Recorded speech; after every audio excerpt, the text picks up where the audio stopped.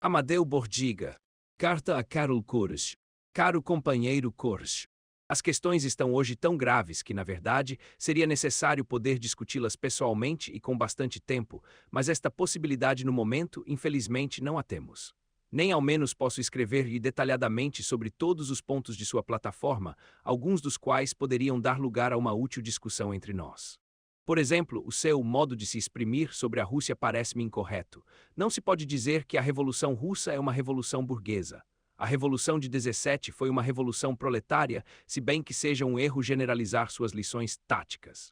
Agora coloca-se o problema: que acontecerá com a ditadura do proletariado num país se não houver a sequência da revolução nos outros países? Pode acontecer uma intervenção externa, pode acontecer uma continuidade degenerada cujos sintomas e reflexos dentro dos partidos comunistas precisamos descobrir e definir. Não se pode dizer simplesmente que a Rússia é um país onde se expande o capitalismo. A coisa é muito mais complexa, trata-se de novas formas da luta de classes que não têm precedentes históricos. Trata-se de demonstrar como qualquer concepção das relações com a classe média sustentada pelos stalinistas é uma renúncia ao programa comunista.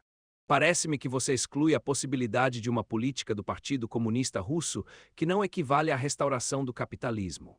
Isto equivaleria a dar uma justificativa a Stalin ou a sustentar a política inadmissível de demitir-se do poder. É necessário, ao contrário, dizer que uma política correta e classista na Rússia teria sido possível sem a série de graves erros de política internacional cometidos por toda a velha guarda leninista junta. Tenho, pois, a impressão e me limito a vagas impressões de que nas suas formulações táticas, ainda quando são aceitáveis, você concede um valor demasiadamente preponderante às sugestões da situação objetiva, que pode hoje parecer uma volta à esquerda radical. Saiba que hoje, nós, esquerdistas italianos, somos acusados de negar o exame das situações, e isto não é verdade. Todavia, almejamos a construção de uma linha de esquerda verdadeiramente geral e não ocasional, que se ligue a si mesma através de fases e desenvolvimentos de situações distintas no tempo e diversas, encarando-as todas num bom terreno revolucionário, não certamente ignorando seus caracteres específicos e objetivos. Vamos, sem mais delonga, à sua tática. Para me exprimir com fórmulas abertas e não oficiais, direi que esta me parece ainda, nas relações internacionais do partido, demasiado elástica e demasiado bolchevique. Todo raciocínio com o qual você justifica a atitude favorável ao grupo Fischer, isto é, que você contava levar para a esquerda ou se recusava a desvalorizá-lo diante dos olhos dos operários, não me convence e me parece que, pelos fatos, não tenha dado bons resultados. Em geral, penso que num primeiro plano hoje, mais que a organização e a manobra, se deve colocar um trabalho prejudicial de elaboração de uma ideologia política da esquerda internacional, baseada nas experiências eloquentes atravessadas pelo Comintern. Estando muito atrasada neste ponto, qualquer iniciativa internacional fica difícil. Alinharei poucos apontamentos sobre a nossa posição com respeito às questões da esquerda russa. É sugestivo que tenhamos visto as coisas diversamente. Você, que era muito desconfiado com relação a Trotsky, chegou rapidamente ao programa de solidarização incondicional com a oposição russa, apoiando mais Trotsky que Zinoviev. Compartilho com esta preferência.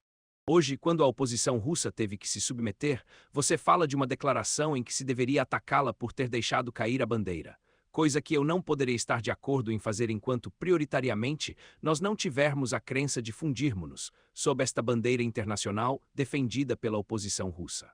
Zinoviev e Trotsky são, acima de tudo, homens que têm muito senso de realidade e compreenderam que é preciso ainda promover golpes sem passar à ofensiva aberta. Não estamos no momento da classificação definitiva, nem na situação externa, nem na interna. 1. As posições da esquerda russa a respeito das diretrizes da política estatal do Partido Comunista Russo são compartilhadas por nós. A orientação sustentada pela maioria do Comitê Central é por nós combatida como um encaminhamento à degeneração do Partido Russo e da ditadura proletária que conduz para fora do programa do marxismo revolucionário e do leninismo. No passado, não combatemos a política de Estado do Partido Comunista Russo até quando esta permaneceu no terreno correspondente aos dois documentos do discurso de Lenin sobre o imposto em espécie e da relação de Trotsky no 4º Congresso Mundial. Aceitamos as teses de Lenin no 2 Congresso. 2. As posições da esquerda russa sobre a tática e a política do Comintern, exceto a questão das responsabilidades passadas de muitos de seus membros, são insuficientes. Elas não se aproximam do que havíamos dito desde o início da Internacional Comunista sobre as relações entre partidos e massas, entre tática e situação, entre partidos comunistas e outros partidos ditos operários sobre a avaliação da alternativa da política burguesa. Aproximam-se mais, mas não completamente da questão do método de trabalho da Internacional e da interpretação e funcionamento da disciplina interna e do fracionismo. São satisfatórias as posições de Trotsky sobre a questão alemã de 23, como são satisfatórias suas ponderações sobre a presente situação mundial. Não se pode, no entanto, dizer o mesmo das retificações de Zinoviev sobre as questões de Frente Única e da Internacional Sindical Vermelha, e sobre outros pontos que têm valor ocasional e contingente e não dão garantia de uma tática que evite os erros passados.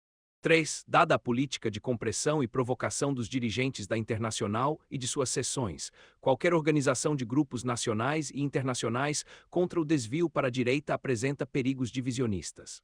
Não é o caso de se desejar a cisão dos partidos e da Internacional.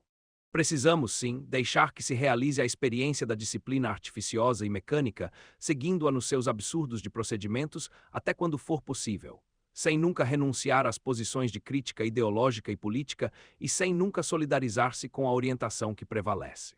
Os grupos ideológicos que têm uma posição de esquerda tradicional e completa não podiam solidarizar-se incondicionalmente com a oposição russa, mas não podiam condenar sua recente submissão, com a qual ela não entrou em conciliação, mas só sofreu as condições cuja única alternativa era a cisão. A situação objetiva e externa ainda é tal, que não é só na Rússia que ser expulso dos quadros do Comintern significa ter possibilidades de modificar o curso da luta da classe operária ainda menores das que há no interior dos partidos. 4. Seria em todo caso inadmissível uma solidariedade e um consenso de declarações políticas com elementos como Fischer e C., que, ainda que em outros partidos como o alemão, tenham recentes responsabilidades de direção do partido, segundo orientação de direita e centrista, e cuja passagem à oposição tenha coincidido com a impossibilidade de conservar a direção de um partido de acordo com o Centro Internacional, e com críticas feitas pela Internacional à sua ação. Isto seria incompatível com a defesa do novo método e novo rumo do trabalho internacional comunista, que deve suceder ao da manobra do tipo parlamentar burocrático.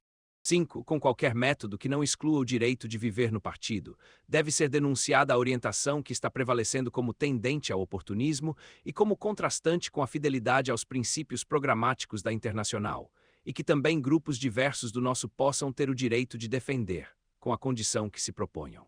O quesito de detectar as deficiências iniciais não teóricas, mas táticas, organizativas, disciplinares, que fizeram com que a 3 Internacional ainda esteja suscetível de perigos de degeneração. Procurarei mandar-lhe elementos sobre acontecimentos italianos.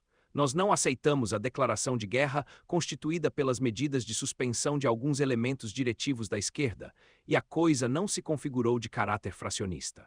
As baterias da disciplina até agora dispararam contra o acolchoado. Não é uma linha muito bela e que contente a todos nós, mas é a menos pior possível. Mandar-lhe-ei a cópia do nosso recurso na Internacional. Em conclusão, não creio ser o caso de fazer uma declaração internacional como você propõe e não julgo, tampouco praticamente atuante a coisa. Creio ser igualmente útil promover nos diversos países manifestações e declarações ideológica e politicamente paralelas com respeito ao conteúdo sobre os problemas da Rússia e do Comintern, sem por isso propor os extremos de um complô fracionista e cada qual elaborar livremente seu pensamento e suas experiências. Nesta questão interna, aceito que frequentemente seja boa a tática de deixar-se seguir de acordo com os acontecimentos, o que certamente em se tratando de questões externas é muito prejudicial e oportunista. Tanto mais que, pelo jogo especial do mecanismo do poder interno e da disciplina mecânica, continuo a crer destinada a infringir-se a si própria. Sei que estou sendo insuficiente e pouco claro. Queria desculpar-me e receba, por ora, cordiais saudações.